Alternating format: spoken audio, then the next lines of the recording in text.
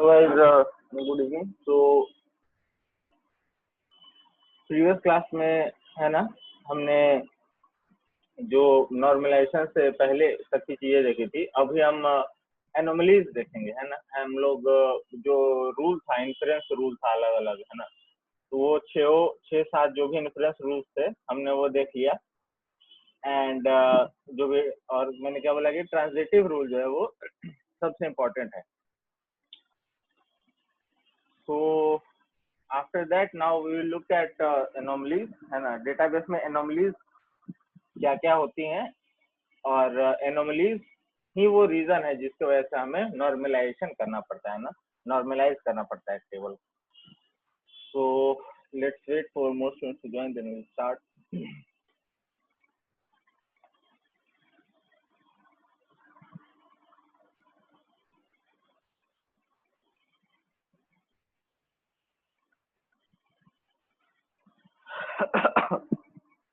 Alright, so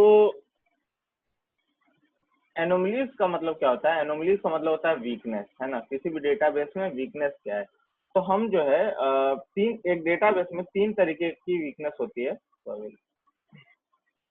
first one is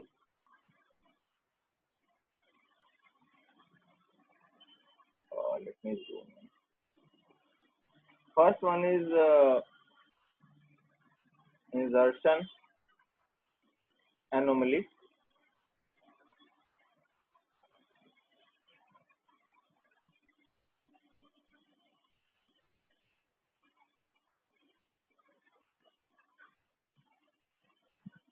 Second one is deletion.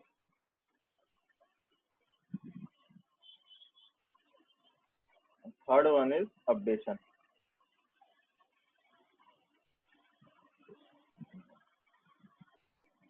है ना। बारी बारी से देखेंगे इन तीनों एनोमलीज, तीनों वीकनेसेस को जो डेटाबेस में होते हैं। वही एग्जांपल लेंगे जो जब हम क्लास में जब हम पढ़ रहे थे, तो जो हमने एग्जांपल लिया था, है ना। Because we are revising, so and some students are have joined the course late, तो ऐसा नहीं होना चाहिए कि आपको मैं कुछ अलग एग्जांपल दूं फिर उनको कुछ अलग, ठीक है। सो we'll continue with the same old example. So हमने क्या लिया था उसमें, so I'll try to draw a table. I think we had 7 columns. I will insert a table with 7 column and maybe 5. That will. इसमें हम क्या करते हैं, एम्प्लॉय आईडी, है ना। मान लो कोई कंपनी है, हमारी कंपनी है, उस कंपनी में जो है हमने डेटा है एम्प्लॉय के हिसाब से रखा है ना। एम्प्लॉय का डेटा एम्प्लॉय के हिसाब से रखा है, तो एम्प्लॉय का आईडी, एम्प्लॉय का नेम, फिर वो जिस डिपार्टमेंट में काम करता है डिपार्टमेंट का आईडी, फिर डिपार्टमेंट का नेम, फिर है ना। हर एम्प्लॉय को सिस्टम दिया हुआ है, तो एक सिस्टम ऐसा भी हो सकता है, एक सिस्टम पे कई लोग काम करे, कोई सिस्टम ऐसा हो सकता है कि जिसपे सिर्फ एक ही एम्प्लॉय काम करे, है ना। तो ये क्या है, ये कंप्यूटर आईडी है, CID, ठीक है। दिस इज CID, पुलिस वाला CID नहीं है, कंप्यूटर CID है ये, ठीक है। और कंप्यूटर का नाम है ना, किस ब्रांड का कंप्यूटर है बेसिकली वो नाम, एंड कंप्यूटर में रैम कितना है, तो इसको कर लेते हैं C रैम कर देते हैं। ये कंप्यूटर से रिलेटेड है तो C लगा देते हैं, ठीक है ना। अच्छा, मान लो कि पहला एम्प्लॉय है, एम्प्लॉय ID 1, उसका नाम है मान लो जॉन। जॉन जो है कि जॉन मान लो कंप्यूटर साइंस डिपार्टमेंट में काम करता है, और कंप्यूटर साइंस डिपार्टमेंट का जो डिपार्टमेंट आईडी है वो है D1, ठीक है। जॉन को जो कंप्यूटर मिला हुआ है वो है LG का, और उस LG के कंप्यूटर का मान लो कि कंप्यूटर आईडी है C1, ठीक है। और उसमें मान लो 4 GB रैम है, ठीक है। उसके बाद दूसरा एम्प्लॉय उसका नाम मान लो क्या है, जैक। जैक जो है वो किस डिपार्टमेंट में काम करता है, वो IT डिपार्टमेंट में काम करता है, ठीक है। जैक आईटी डिपार्टमेंट में काम करता है, उसका डिपार्टमेंट आईडी है D2 एंड कंप्यूटर आईडी है उसका C2, और यानी कि वो किसी दूसरे कंप्यूटर में काम करता है। और किस ब्रांड का है वो कंप्यूटर? लेनोवो। एंड मान लो कि रैम जो है वो 8 GB है उसमें, ठीक है। एक काम करते हैं, एक और रो संभाल देते हैं।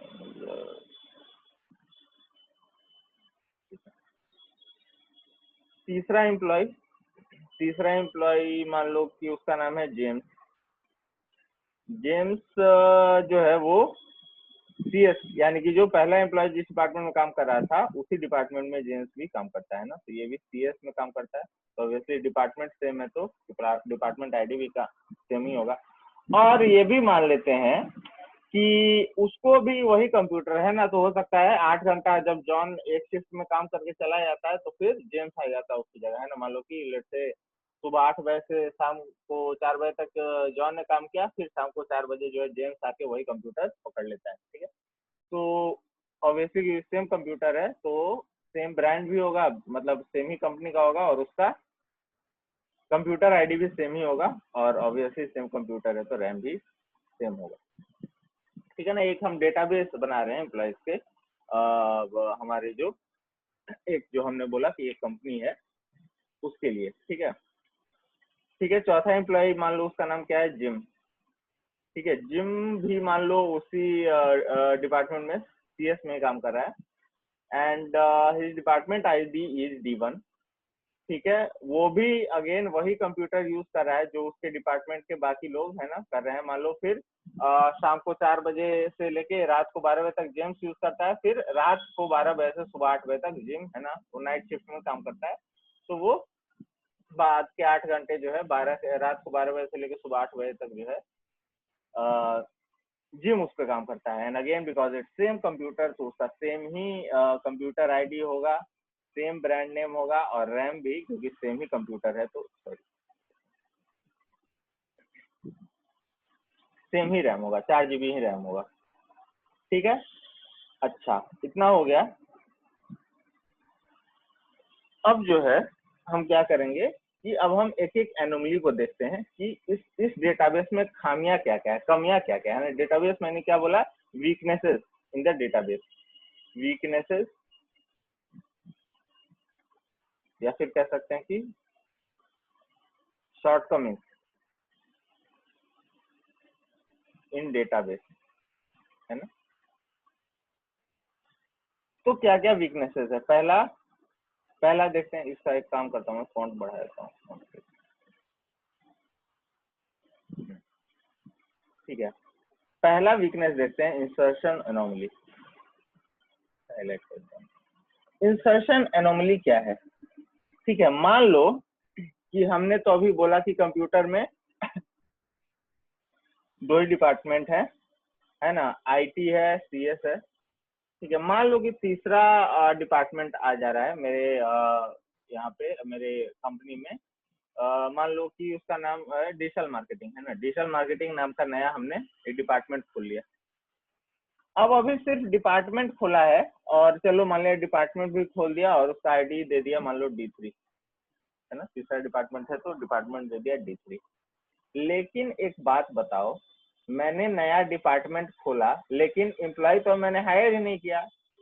भाई एम्प्लॉय जब मैं हायर करता हूँ तो एक प्रोसीजर क्या होता है कि मेरे पास ऑलरेडी एक डिपार्टमेंट है, वहां पे वैकेंसी है, उस वैकेंसी को भरने के लिए मुझे एम्प्लॉय चाहिए, है ना। सरकार जो है एग्जाम कब लेती है, गवर्नमेंट एग्जाम्स वगैरह कब लेती है? जब पुराना स्टाफ रिटायर हो जाता है, उनकी जगह है ना वैकेंसी आ जाती है, उनको फिल करने के लिए तो वो लोग एग्जाम कंडक्ट करवाते हैं, ठीक है, उस वैकेंसी को भरते हैं, ठीक है ना। लेकिन आप एक बात बताओ, अगर आप यही प्रोसीजर होगा तो आप तो एम्प्लॉय आपके पास पहले से होगा ही नहीं उस डिपार्टमेंट के लिए। कहने का मतलब ये है कि अगर आपने नया डिपार्टमेंट है ना, तीसरा डिपार्टमेंट खोल लिया डिजिटल मार्केटिंग नाम का, लेकिन आपके पास अगर उसमें एम्प्लॉय है ही नहीं तो यहाँ क्या छोड़ोगे? ब्लैंक तो आप छोड़ नहीं सकते हो, है ना। तो ये इस चीज को हम बोलेंगे इंसर्शन एनोमली, है ना, कि issues faced while inserting data in non-normalized database, है ना। एक नॉन नॉर्मलाइज डेटाबेस में जब हम डेटा इंसर्ट करते हैं तो ये इशू आती है। पहला इशू क्या है? इंसर्शन एनोमली, है ना। हमें डेटा इंसर्ट करने में प्रॉब्लम हो रही है क्योंकि हम डेटा हमने नया डिपार्टमेंट जो है, नया डिपार्टमेंट का डेटा हमें इंसर्ट करने में प्रॉब्लम हो रही है क्योंकि हमने डिपार्टमेंट सिर्फ अभी अनाउंस किया। हमारे पास उसके लिए जो एम्प्लॉय उसमें काम करेंगे उनके लिए अभी कंप्यूटर भी नहीं है, और इनफैक्ट कंप्यूटर छोड़ो अभी तो हमारे पास एम्प्लॉय भी नहीं है। तो क्या करें? अगर एम्प्लॉय नहीं आया है तो इसका मतलब एम्प्लॉय अभी हायर नहीं किया है, तो इसका मतलब हम अपने डेटाबेस में तो उसको रख ही नहीं सकते नए डिपार्टमेंट को। तो फिर कैसे उस चीज को हम यूज कर पाएंगे? नए डिपार्टमेंट को हम कैसे अनाउंस कर पाएंगे अगर हमने अनाउंस कर दिया हमारे डेटाबेस में है ही नहीं? ठीक है, और हमारे डेटाबेस में नहीं है तो फिर एम्प्लॉय को हम कैसे रखें? हमारे डेटाबेस में जब डिपार्टमेंट नहीं है तो हम एम्प्लॉय को कैसे हायर कर सकते हैं? It's like a fraud. तो ठीक है, तो ये इंसर्शन यानी कि इंसर्ट करना मतलब क्या होता है? डालना, है ना। तो डेटा इंसर्ट करने में जो प्रॉब्लम हो रही है वो किसके अंदर आएगी? इंसर्शन एनोमली के अंदर आएगी। ये इशू जो है इंसर्शन एनोमली से रिलेटेड। ठीक है, दूसरा इशू क्या है? Deletion anomaly. डिलीशन एनोमली क्या होता है कि मैंने बोला था कि ये जो डिपार्टमेंट है, ये जो एम्प्लॉय है ना, एम्प्लॉय नंबर 2, इसका मैंने बोला कि ये एम्प्लॉय जो है बहुत अंडर परफॉर्मिंग है ना, बहुत कामचोर टाइप का एम्प्लॉय है, काम वाम कुछ नहीं करता है। ठीक है, इसके पास जो सिस्टम है लेनोवो का 8 GB रैम वाला सिस्टम, कंप्यूटर 2 जिसका आईडी है, वो सिस्टम सिर्फ यही यूज करता है। ठीक है, और वो सिस्टम उसको मिल गया और फिर भी काम नहीं कुछ करता है। तो मेरे को दिमाग में ये आया कि ये एम्प्लॉय जो है कुछ काम नहीं करता है, तो इसको जो है मैं अपनी कंपनी से निकाल देता हूँ। लेकिन अगर तुम ध्यान दो कि अगर मैं इसको कंपनी से निकालता हूँ तो हमने तो डेटाबेस अपना एम्प्लॉय के हिसाब से बनाया है, तो इसको उड़ाया तो पूरा ये रो चला जाएगा। तो इसको देखो, अगर मैं इसको डिलीट करता हूँ तो देखो मेरे पास जो एक कंप्यूटर था लेनोवो का जिसमें 8 GB रैम था, वो डेटा भी मेरा चला गया। यानी कि मुझे डेटा डिलीट करने में, एक नॉन नॉर्मलाइज टेबल में डेटा डिलीट करने में भी मुझे इशू हो रहा है। इसको बोलते हैं क्या हम? डिलीशन एनोमली, है ना। कि डेटा एक नॉन नॉर्मलाइज टेबल में डेटा जब हम डिलीट करना चाह रहे हैं तो हमारा जो इंफ्रास्ट्रक्चर में जो हमारे पास रिसोर्सेज अवेलेबल है वो रिसोर्स भी चला जा रहा है। ये सीपीयू, ये कंप्यूटर जो है वो हमारे ऑफिस में है, लेकिन इस एम्प्लॉय को जो उस कंप्यूटर पे बैठा करता था उसका डेटा मैंने हटाया, तो हमारे इंफ्रास्ट्रक्चर में अवेलेबल रिसोर्स यानी कि वो कंप्यूटर, उसका डेटा भी उसके साथ साथ चला गया। ये डेटाबेस में डिलीशन एनोमली है ना, एक नॉर्मलाइज टेबल का वीकनेस डिलीशन से रिलेटेड, यानी डेटा डिलीट करने से रिलेटेड जो कमियां आती हैं जब हम डेटा डिलीट करना चाहते हैं, तब जो प्रॉब्लम्स आती है उससे रिलेटेड डिलीशन एनोमली बात करता है। ठीक है, आई थिंक कोई इशू नहीं है बिकॉज हमने इसको क्लासरूम में भी डिस्कस किया था। So we are just having a quick revision. And then जो लास्ट वाला है वो क्या है? अपडेशन एनोमली,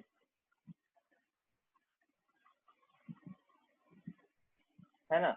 यानी कि डेटा को अपडेट करने से रिलेटेड एनोमली। तो क्या है? तो मान लो कि ये जो कंप्यूटर है ना, जिस पे सारे लोग बैठे जा रहे हैं, ठीक है, मान लो जो जिस पे जॉन बैठा हुआ है ना, और तुम देख रहे हो वही कंप्यूटर आईडी, इसके लिए भी वही। तो यानी कि कहने का मतलब है कि सेम,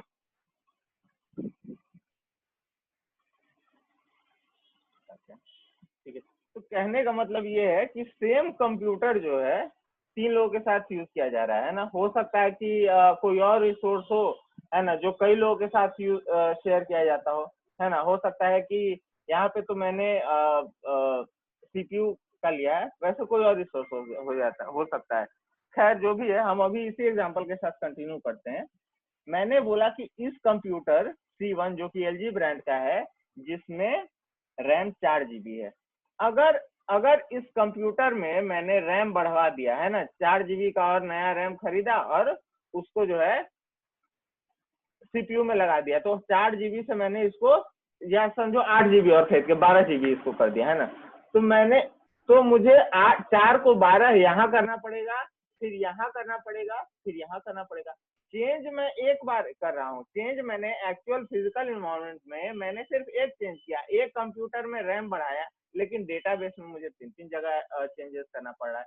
तो इसको बोलते हैं अपडेशन एनोमली, है ना। डेटाबेस में कोई चीज मैं अपडेट कर रहा हूँ जब, तो उससे रिलेटेड जो मुझे प्रॉब्लम हो रहा है उसको बोलते हैं अपडेशन एनोमली। ध्यान रखिए, ये सारी एनोमली जो है एक नॉन नॉर्मलाइज टेबल है ना, जो वो टेबल जो कि वो डेटाबेस जो कि नॉर्मलाइज नहीं है, उसमें ही ये सारी वीकनेसेस आती है। और ये सारी वीकनेसेस को हटाने के लिए हम नॉर्मलाइजेशन का यूज करते हैं, नॉर्मलाइजेशन का यूज करते हैं, ठीक है।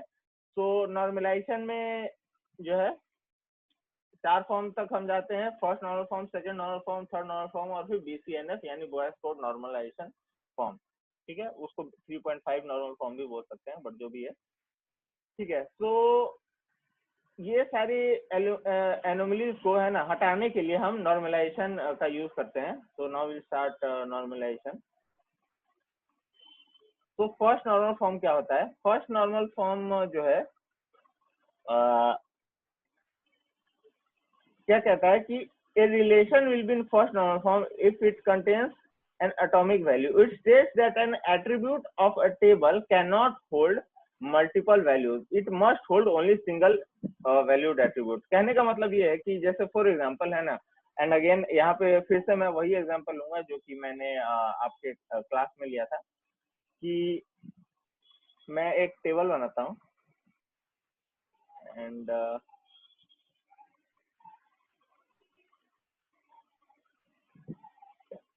ठीक है ना, ये टेबल जो है फैकल्टीज का है, faculty ID, faculty name,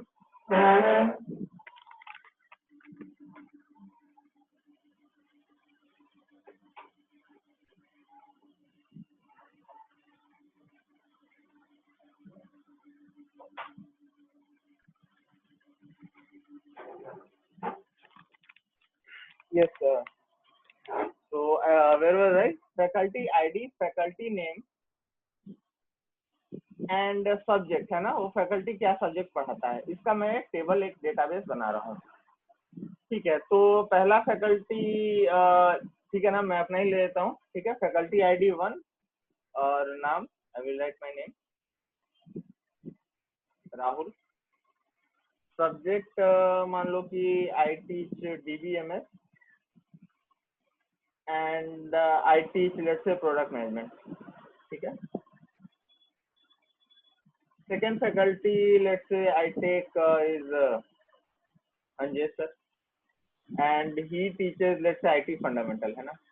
Third faculty I will take is let's say Sindhu sir and he may be teaching C and Java,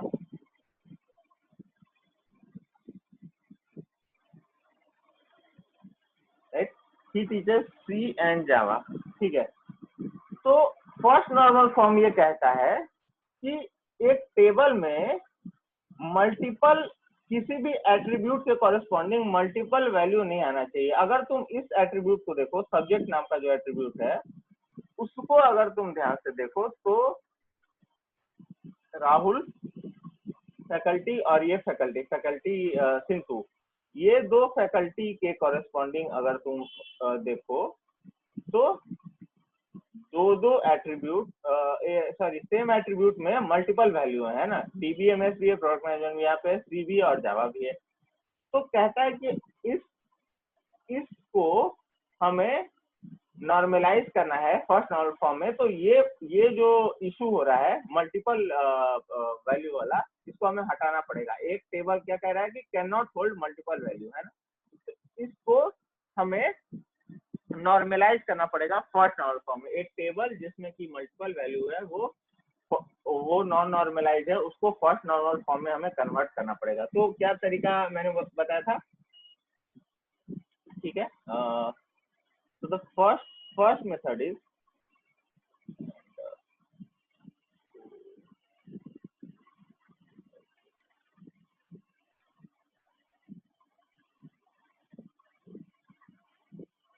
तो मैं वेट कर रहा हूँ।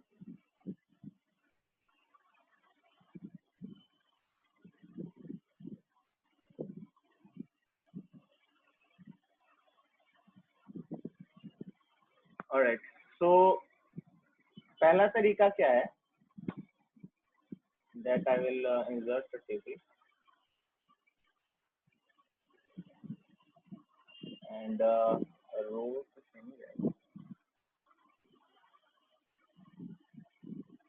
ठीक है, इसको एक तरीका क्या है कि मैं एक नया टेबल बनाता हूँ, faculty ID, faculty name and subject.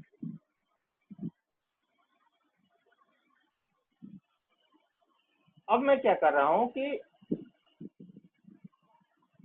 जो डेटा है मैं अब रो के हिसाब से बनाऊंगा, है ना। अभी मैंने क्या बोला था कि फैकल्टी के हिसाब से बनाया था, फैकल्टी का आईडी एक बार लिखा, फैकल्टी का नाम लिखा, और जितना सब्जेक्ट पढ़ाता है वो सब मैंने एक ही रो में लिख दिया, है ना। लेकिन हमें इसको नॉर्मलाइजेशन फॉर्म में, फर्स्ट नॉर्मल फॉर्म में लाना है, तो मैं क्या करूंगा, अब मैं इसको सब्जेक्ट के हिसाब से बनाऊंगा। तो यहाँ फैकल्टी आईडी, ठीक है, faculty name Rahul, subject DBMS, then again मैं faculty ID Rahul and then जो दूसरा सब्जेक्ट में पढ़ा रहा हूँ प्रोडक्ट मैनेजमेंट, ठीक है। देन फैकल्टी आईडी सेकेंड, ठीक है, Anjesh and then IT, then faculty ID 3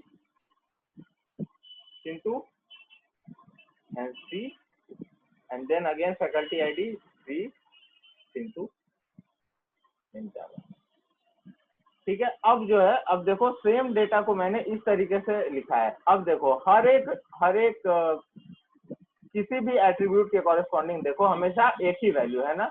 यहाँ पे सिर्फ DBMS है, सिर्फ प्रोडक्ट मैनेजमेंट है, सिर्फ IT है, सिर्फ C है, सिर्फ जावा है, मल्टी वैल्यूड एट्रीब्यूट कोई भी नहीं है ना। तो एक तरीके से हमने इसको फर्स्ट नॉर्मल फॉर्म में कन्वर्ट कर लिया है ना। किसी को लग रहा होगा कि अच्छा सर इस वाले टेबल में तो आप प्राइमरी की ले लेते फर्स्ट वाले को, है ना, कि जो फैकल्टी आईडी है वो हमारा प्राइमरी की बन जाता है। लेकिन यहाँ पे क्या बनेगा, यहाँ पे प्राइमरी की बनेगा faculty ID plus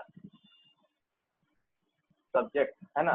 faculty ID और सब्जेक्ट ये दोनों का अगर आप यूनियन लोगे तो आप देखोगे कि कभी भी रिपीट नहीं हो रहा है ना, हमेशा यूनिक रहेगा। एक 1 DBMS, 1 product management, 2 IT, 3 C, 3 जावा, है ना। तो ऐसा भी अगर कोई होता है कि कोई और, for example Chintu sir also starts taking product management, then also in that case as well तुम देखोगे कि combination of subject and faculty ID हमेशा यूनिक रहेगा, है ना। यहाँ पे देखो मेरे वाले रो का क्या होगा, जो प्राइमरी की का वैल्यू है 1 प्रोडक्ट मैनेजमेंट, लेकिन यहाँ Chintu सर वाले में क्या है 3 प्रोडक्ट मैनेजमेंट, तो अलग है ना।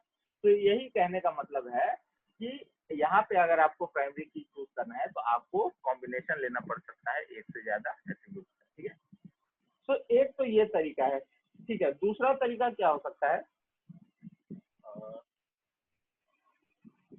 तो यहाँ पे मैंने आइडेंटिफाई कर लिया है ना कि एक फैकल्टी जो है मैक्सिमम 2 सब्जेक्ट पढ़ा रहा है, ठीक है। ये अगर मैंने आइडेंटिफाई कर लिया है तो मैं क्या कर सकता हूँ, I can do like this, faculty ID, faculty name, subject 1, है ना, सब्जेक्ट 2। तो इस टेबल को जो है मैंने इस तरीके से डिकम्पोज कर दिया, तोड़ दिया, ठीक है। अब क्या मैं करूंगा, यहाँ पे faculty ID 1, faculty name Rahul, subject पहला सब्जेक्ट डीबीएमएस, दूसरा ठीक है product management, second Anjesh, first subject IT fundamental, और सेकंड जो सब्जेक्ट हम करनी है तो यहाँ पे हम लिख सकते हैं नल, ठीक है। थर्ड इज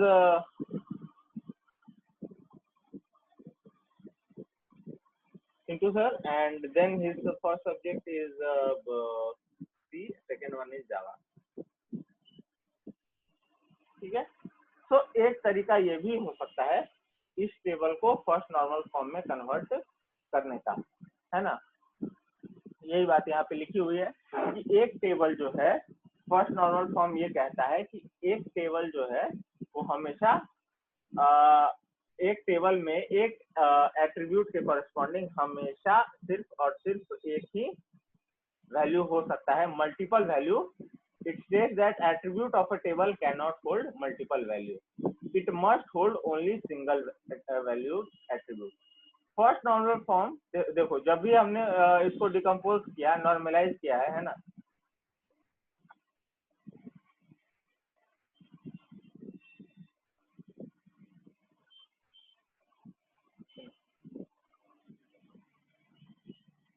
जब हमने इस टेबल को यहाँ नॉर्मलाइज किया तो किसी भी दोनों में से किसी में भी देख लो कि मल्टी वैल्यू एट्रीब्यूट नहीं है ना। तो first normal form disallow multi value attribute, composite attribute and there combination, ठीक है। अब ये एक एग्जांपल है, एक एग्जांपल तो हमने देखा, एक और एग्जांपल है ना।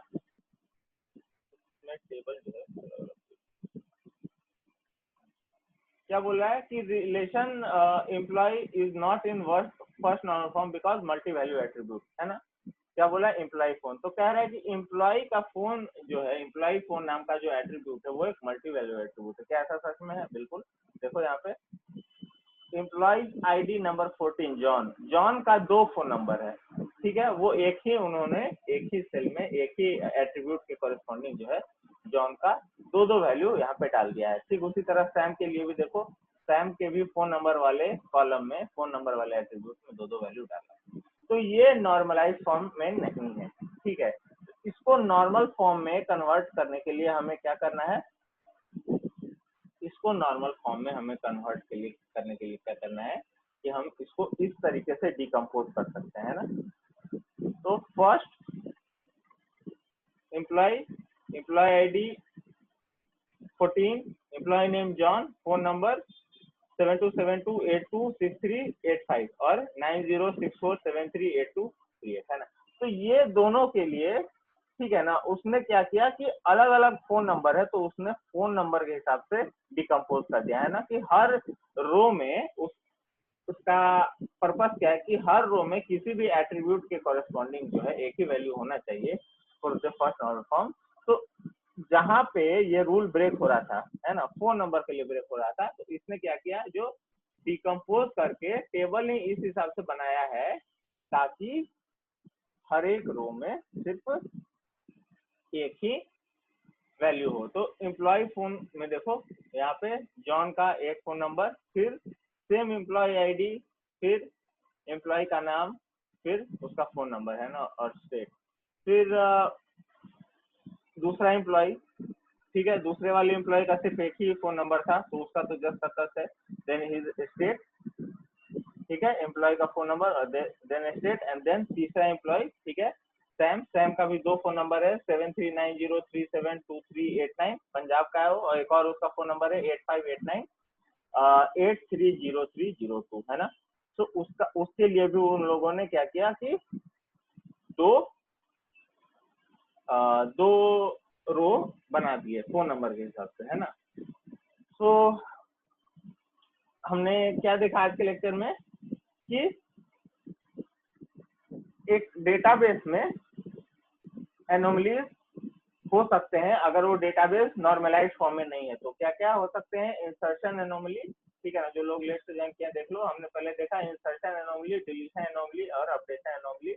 इंसर्शन एनोमली में हमने देखा कि अगर हम डेटा इंसर्ट करते हैं तो हमें क्या क्या इश्यूज आ सकते हैं, जैसे कि यहाँ पे अगर हम नया डिपार्टमेंट खोलते हैं तो क्योंकि उस डिपार्टमेंट में हमारे पास एम्प्लॉय नहीं होंगे तो इंसर्ट करने में हमें दिक्कत आएगी। डिलीशन एनोमली में हमने देखा कि अगर हम कोई डेटा हटाते हैं, फॉर एग्जांपल इस एम्प्लॉय को हटाते हैं, तो इस सीपीयू का अवेलेबिलिटी जो है वो भी हमारे डेटाबेस से चला जाएगा।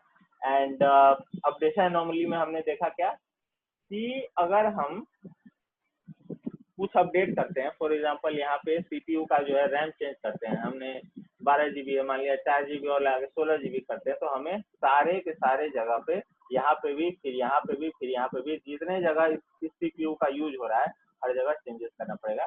तो ये अपडेशन एनोमली है, क्योंकि एक्चुअल में चेंज हम एक बार कर रहे हैं लेकिन डेटाबेस में हमें चेंज 3 बार करना पड़ रहा है। ठीक है, तो उसके लिए हमें नॉर्मलाइजेशन करना पड़ता है। ठीक है, फर्स्ट नॉर्मल फॉर्म हमने देखा। फर्स्ट नॉर्मल फॉर्म में क्या करना होता है कि अगर एक सेल में एक किसी एट्रीब्यूट की कॉरेस्पॉन्डिंग एक से ज्यादा वैल्यू है तो आपको इस तरीके से डिकम्पोज करना है कि किसी भी एट्रीब्यूट की कॉरेस्पॉन्डिंग एक से ज्यादा वैल्यू नहीं हो। ठीक है, तो दो तरीके से हमने किया यहाँ पे, है ना। एक तो हमने सब्जेक्ट के हिसाब से ब्रेक कर दिया, ठीक है, और एक यहाँ पे हमने क्या किया है कि सब्जेक्ट के हिसाब से बनाया है, और फिर यहाँ पे क्या किया, सब्जेक्ट और सब्जेक्ट 2 कर दिया, है ना। तो इसी तरीके से हम यहाँ पे भी कर सकते हैं ना। इसका अल्टरनेटिव जैसे इन लोगों ने डिकम्पोजिशन किया है, हम क्या कर सकते थे, फोन नंबर 1 और फोन नंबर 2 भी कर सकते थे। उस अगर हमने वैसे बनाया होता है ना, तो फिर क्या होता, ये जो एम्प्लॉय हैरी है उसके कॉरेस्पॉन्डिंगली क्या लिखा हुआ आता, नल, है ना, क्योंकि इसके पास सिर्फ एक ही फोन नंबर है। तो हम इस तरीके से भी कर सकते हैं। आप मान लो कि एक नया एम्प्लॉय आता है ना, उसके पास 3 फोन नंबर है, तो अब हम क्या मान के चलते हैं कि एम्प्लॉय के पास मैक्सिमम 3 फोन नंबर है ना।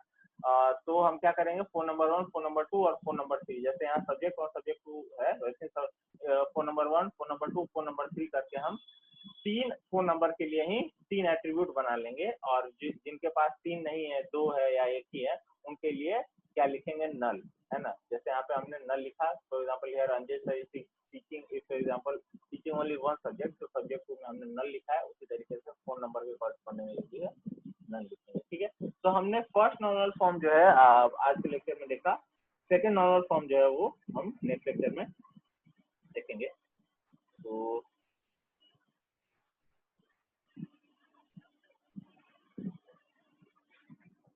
Nityanand, Deepak, Yash, Manishankar, Khushboo, Samreen, Prashant, Dharampal, Tahira, Bittu, Raj, Kriti, Mohammad Sadiq Raja, Sudeep and Suraj. So your attendance has been taken. We'll meet in next.